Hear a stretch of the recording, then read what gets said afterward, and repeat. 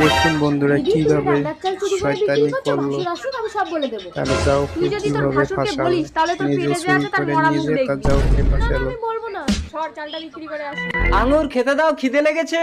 খেতে দাও মানে ঘরে চাল আছে, রান্না করবো। কি বলো, কালই তো 10 কেজি চাল কিনে আনলাম।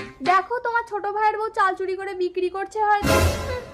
না দাদা, নন্দিনী এই কাজ করতেই পারে না। মহিলা ঠিক আছে ভাই, তুই তোর কতটা লক্ষ্মী বউকে নিয়ে আলাদা করে খা। দাদা, আমি এখনো আয় করতে শিখিনি, আমাকে আলাদা করে দিচ্ছ? তাহলে তুই এই লক্ষ্মী ছাড়কে ঘর থেকে তাড়া, তবেই তুই আমাদের সঙ্গে থাকতে পারবি। ঠিক আছে, আমিই চলে যাচ্ছি। হ্যাঁ তুই যা, আমি দেওয়ার ভাতারের ভার একাই সামলে নিতে পারবো। নন্দিনী, আমরা আলাদা করে খাবো। কিন্তু আমাদের তো থালা বাসন নেই বিজয়। তাতে কি হয়েছে, আমি কাজ খুঁজে যাচ্ছি, আয় করে হোটেল থেকে প্যাকেটে করে ভাত এনে দুজনে খাবো। হঠাৎ করে তুই কাজ কোথায় পাবি? এই ওদের 100 টাকা দাও তো, আজকের দিনটা চলার মতো। 100 টাকা কোথায় ছিল? আরে কালই তো আমরা দুই ভাই কাজ করে তোমার হাতে 300 টাকা এনে দিলাম। তুমি কি আমাকে সন্দেহ করছো? হ্যাঁ তো, চাল না হয় বাইরে থাকতো, নন্দিনী চুরি করে, কিন্তু আলমারির চাবি তো তোমার কাছে। ও, নন্দিনীর পেটে বাচ্চা হলো, তাকে তোমরা মাথায় তুলে রেখেছো? ঠিক